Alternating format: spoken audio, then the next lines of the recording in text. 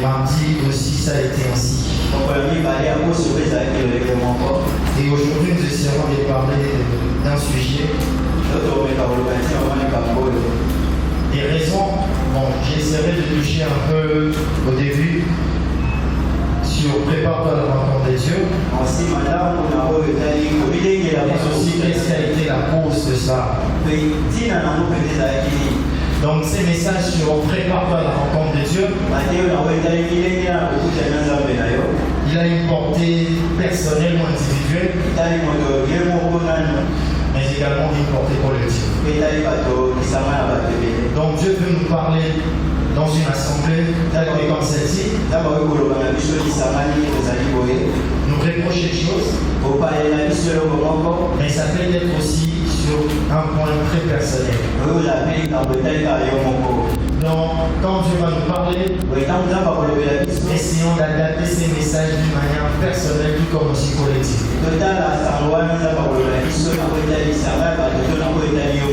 Alléluia. Amen. Dieu parle à Israël, prépare-toi à la rencontre de ton Dieu. Parce que si nous lisons le livre d'Amos, tout le chapitre, nous verrons trois grandes choses que Dieu martelait là-dessus. Mais nous allons insister plus sur les deux premières. Dieu parle de jugement déjà prononcé. Il a prononcé déjà un jugement. Et Dieu parle aussi d'un jugement qu'il prononcera après. Et il donne une voie de sortie pour son peuple pour éviter ces jugements. Ou encore si ce peuple jugeait comment il peut toutefois revenir à Dieu. Je réponds, Dieu parle d'un jugement déjà prononcé parce que ça fait la base de notre message ce matin. Et il parle d'un message qui prononcera, d'un jugement plutôt. Alléluia. Amen. Prenons nos Bibles. Donc Amos, toujours. Le verset 6. Par la grâce de Dieu, nous lirons jusqu'au verset 12. Amos 4. 6 jusqu'au verset 12. Et moi, je vous ai envoyé la famille dans toutes vos villes, les manques de pain dans toutes vos demeures. Malgré cela, vous n'êtes pas revenus à moi, dit l'Éternel. Et moi, je vous ai refusé la pluie lorsqu'il y avait encore 3 mois jusqu'à la moisson. J'ai fait pleuvoir sur une ville et je n'ai pas fait pleuvoir sur une autre ville. Un champ a reçu la pluie et un autre qui ne l'a pas reçu. C'est desséché. 2, 3 villes sont allées vers une autre pour boire de l'eau et ils n'ont pas apaisé leur soif. Malgré cela, vous n'êtes pas revenus à moi, dit l'Éternel. Je vous ai frappé par la rouille et par la miel. Vos nombreux jardins, vos vignes, vos figuiers, vos oliviers ont été dévorés par les sauterelles. Malgré cela, vous n'êtes pas revenus à moi, dit l'Éternel. J'ai envoyé parmi vous la peste comme en Égypte. J'ai tué vos jeunes gens malgré l'épée, vos jeunes gens par l'épée, et laissé prendre vos chevaux. J'ai fait monter vos narines, l'infection de votre champ. Malgré cela, vous n'êtes pas revenus à moi, dit l'Éternel.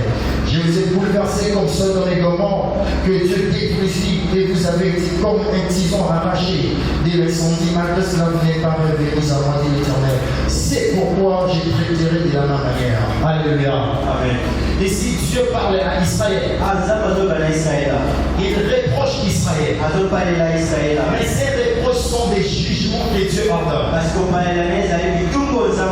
On a mentionné au moins 3 ou 5 comme ça, 5 cas que Dieu juge Israël. Il a prononcé un jugement contre son peuple, Israël.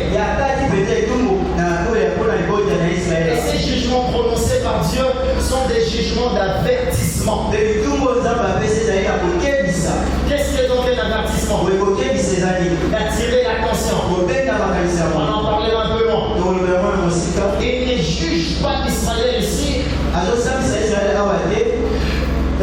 je peux donner les termes appropriés.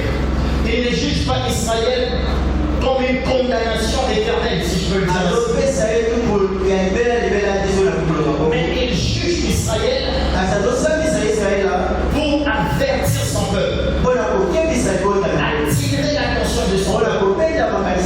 En fait, Israël revienne à Dieu. Il dit, j'ai détruit vos jardins, vos figuiers. Malgré cela, vous n'êtes pas revenus à moi. J'ai fait toutes ces choses. Malgré cela, vous n'êtes pas revenus à moi. Frères et sœurs dans le Seigneur, certaines choses qui nous arrivent, qui nous font peut-être mal, ont pour but de nous avertir. C'est un avertissement de la part de Dieu. C'est une interpellation. Dieu est en train de t'interpeller. Il peut provoquer des choses qui peuvent nous faire mal, peut-être.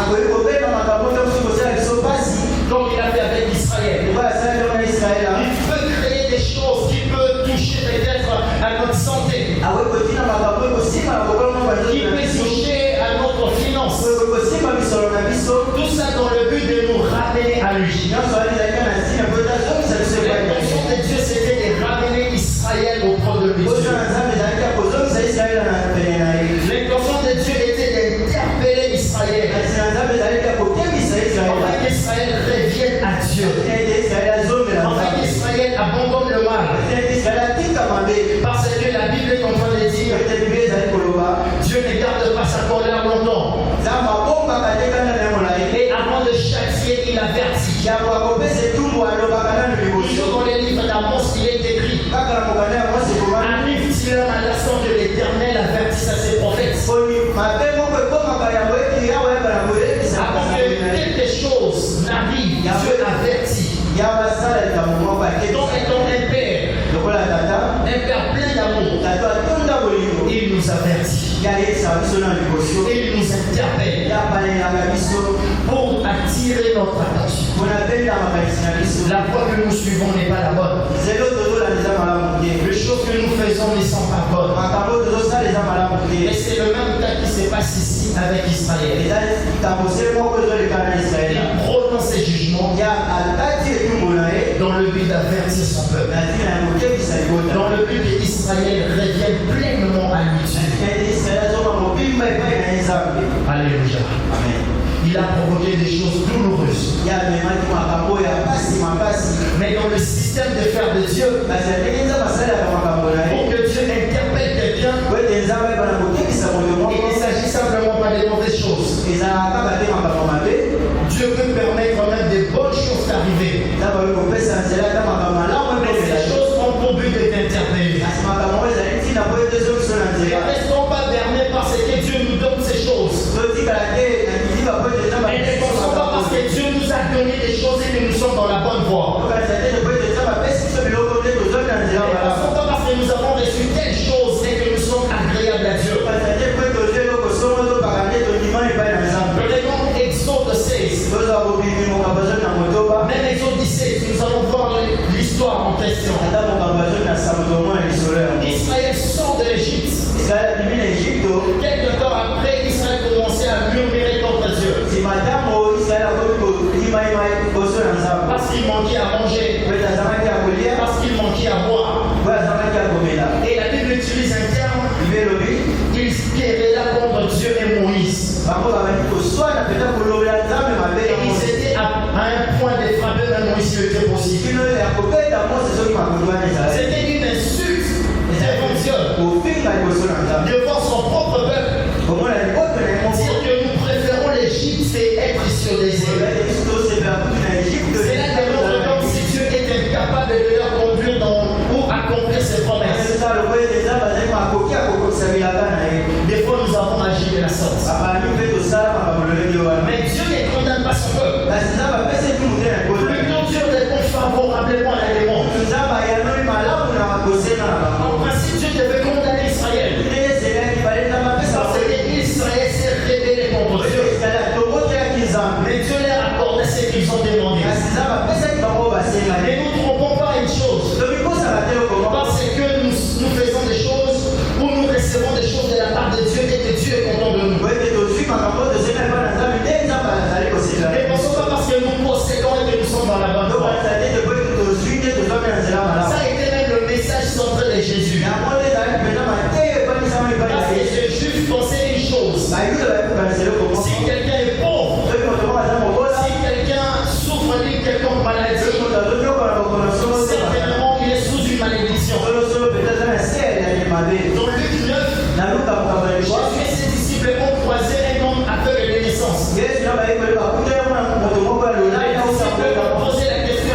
Qu'est-ce que cet homme a fait?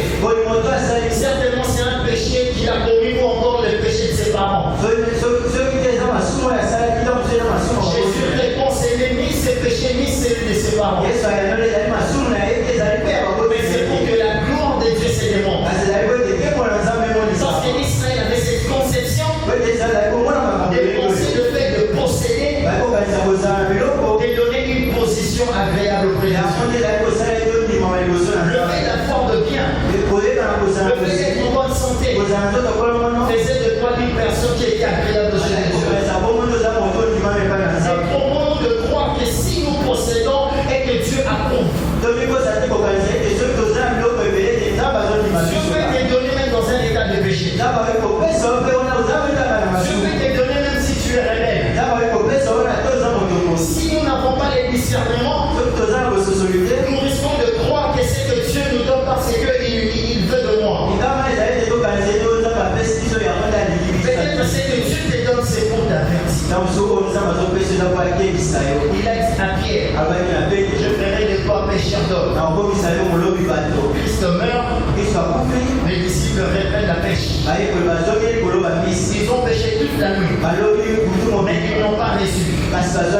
Mais Jésus leur oriente pour avoir le poisson. Mais en principe, vous pouvez leur dire, mais moi je vous ai choisi. Certainement vous avez abandonné ces métiers. Mais pourquoi vous revenez encore à ces métiers? Mais ce n'est pas ce qu'il fait. Il leur donne le poisson. Des fois, c'est que Dieu nous donne. C'est que Dieu nous donne ces choses ont pour but de nous avertir et nous interpeller. Ne nous laissons pas interpeller que s'il y a un malheur. Interpellons-nous à chaque circonstance qui nous entoure. Interpellons-nous à chaque chose qui se passe au milieu de nous. Donc des bonnes choses que de mauvaises. Interpellons-nous à serre. Pour plusieurs choses qui se passent.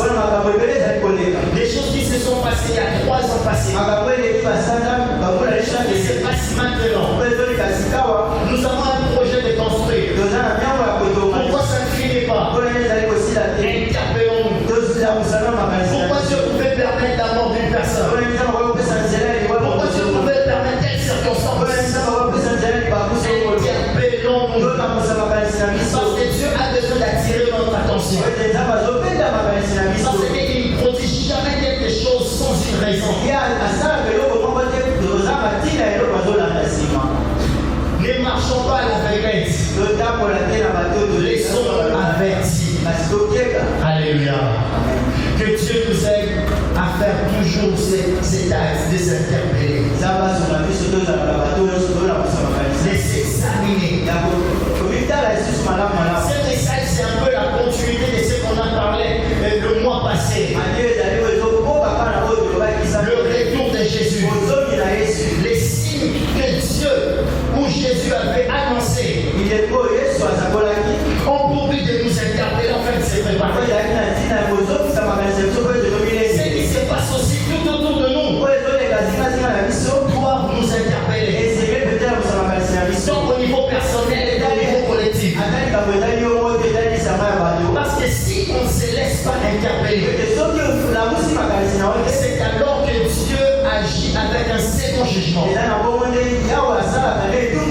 Ça ne sera plus un jugement d'avertissement.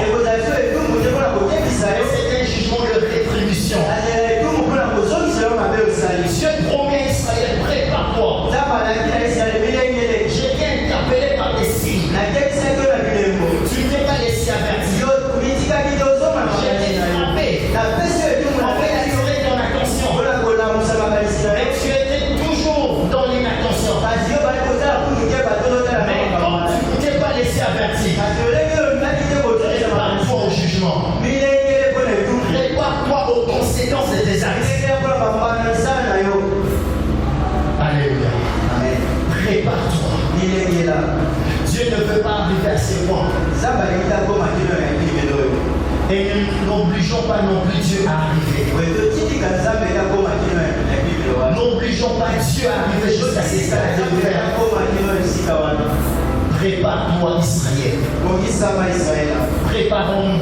Aujourd'hui Dieu nous avertit. Même quand Dieu disait Israël, je vais vous châtier. Israël veut considérer cela comme un avertissement. Un avertissement de ne plus continuer dans le voie. Dans le voie auquel ils se sont penchés. Israël, prépare-toi. Israël sort de cette voie. Car Dieu est en train de t'interpeller. Et si nous pouvons constater ici à l'église, qu'est-ce que Dieu nous interpelle? En quoi est-ce que Dieu nous interpelle? Même si nous construisons, nous devons toujours rester attentifs. En famille, qu'est-ce que Dieu nous interpelle?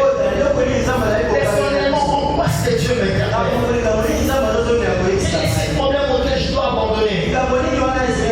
Quelle est la chose auquel Christ m'interpelle au quotidien par son esprit? La Bible dit dans Job, Dieu parlait d'une manière ou d'une autre, mais l'homme ne se laisse pas avertir. Parce que la seconde chose qui arrivera, c'est les jugements de rétribution. Dieu rend à chacun selon ses œuvres. Parce que tu n'étais pas laissé avertir. Alléluia. Amen. Parce que comme Dieu veut agir, ou encore, quand Dieu veut agir pour détruire quelqu'un, il y a certaines choses que Dieu fait. La première des choses, quand Dieu veut juger, quand Dieu veut être sévère, quand Dieu veut prononcer un jugement,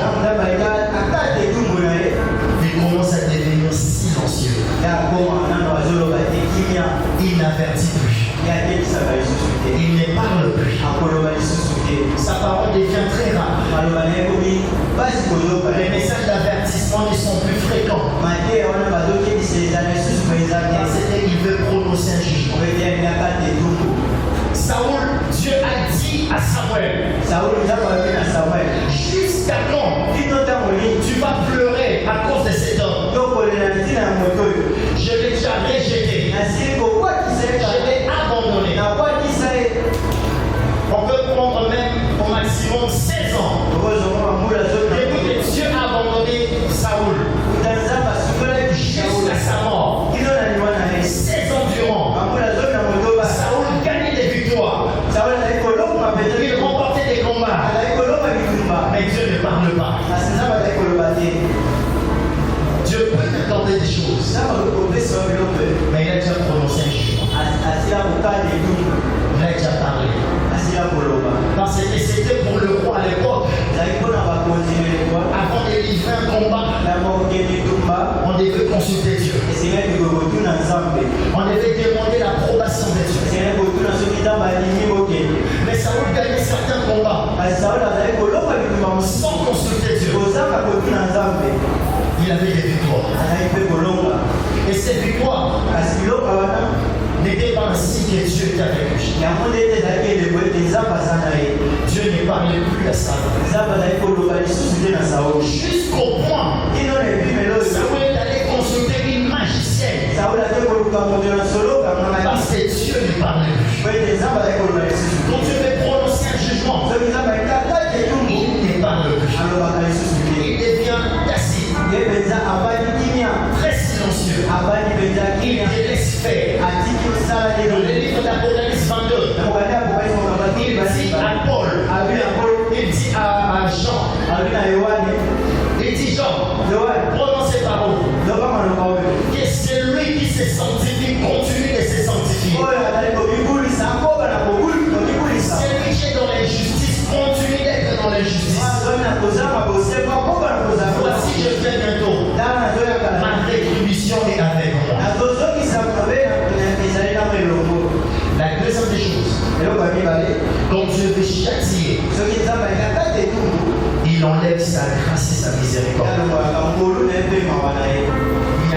pas sur toi.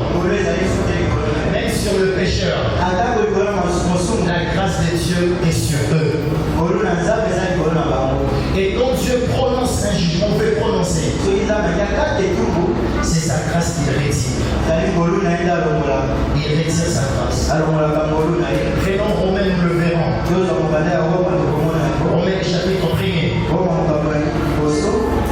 C'est Paul qui parle. Le verset 24. Le verset 26. Le verset 28. C'est pourquoi Dieu les a livrés à l'impureté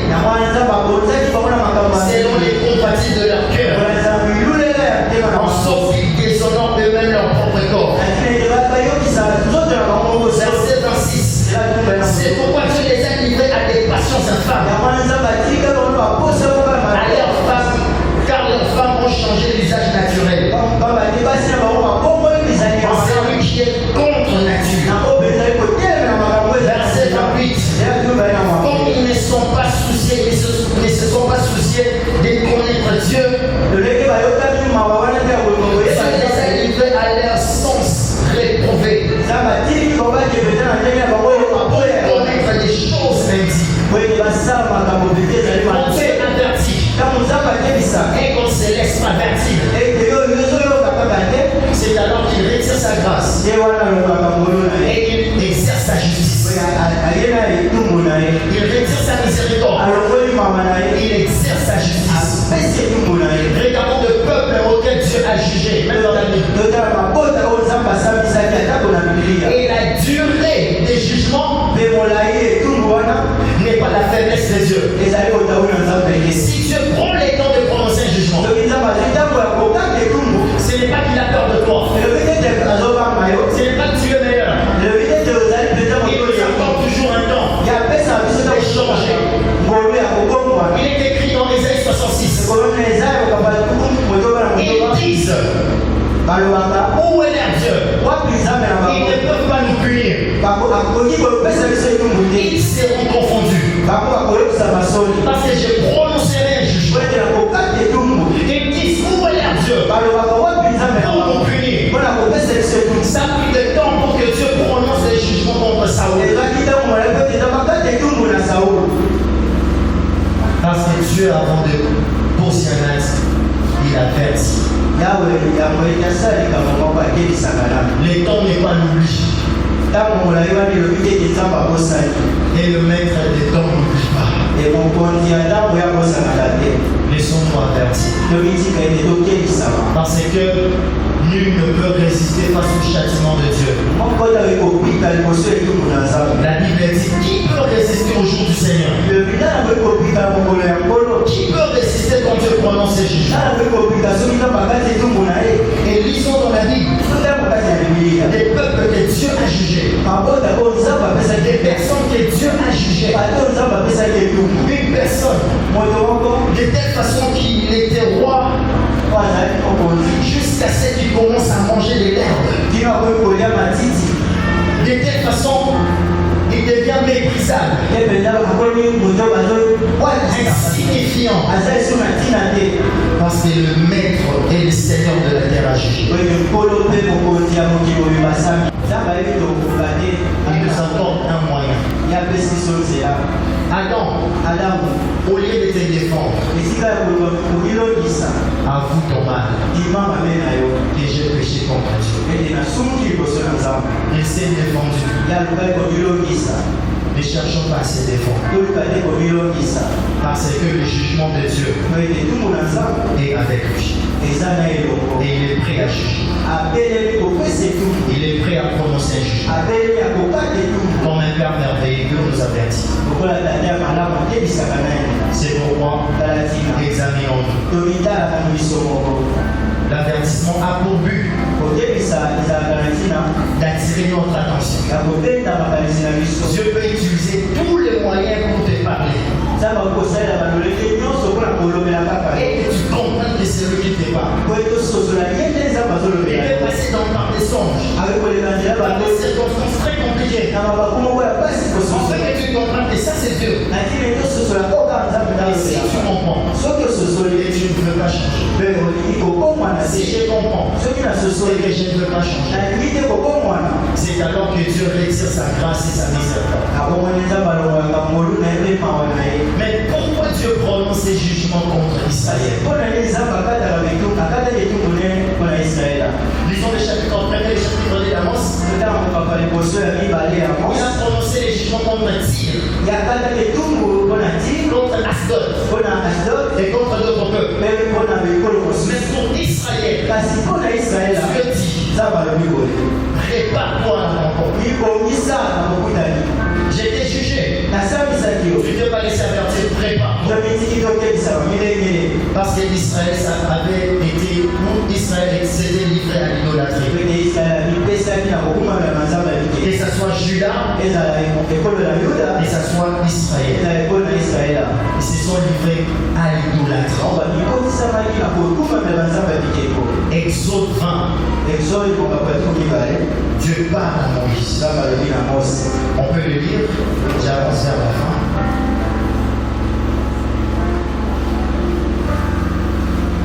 Exode 20. Vraiment à partir du verset 3. Tu n'auras pas d'autre Dieu devant ma face. Tu ne verras point d'image taillée ni des représentations de quelque chose qui sont en haut dans les cieux, qui sont en bas sur la terre, qui sont dans les eaux plus bas que la terre. Tu ne te prosterneras point devant elle et tu ne les serviras point. Alléluia. Amen. Dieu reproche à Israël par rapport aux dieux étrangers et par rapport aux idoles. Tu ne les serviras pas. Pourquoi? Parce que quand Dieu choisit Israël, il fait trois choses. Il délivre Israël des dieux étrangers. Il délivre Israël des choses spirituelles. Il délivre Israël de la façon de penser, des sentiments qui environnaient Israël. Et il délivre Israël à une obéissance dont Israël était soumis. Lui-même devient leur Dieu. Maintenant c'est là.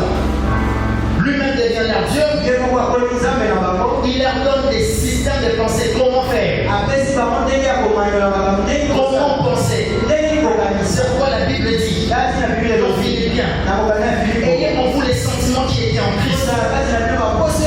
Et la deuxième des choses, la troisième plutôt, il donne à Israël la capacité d'obéir.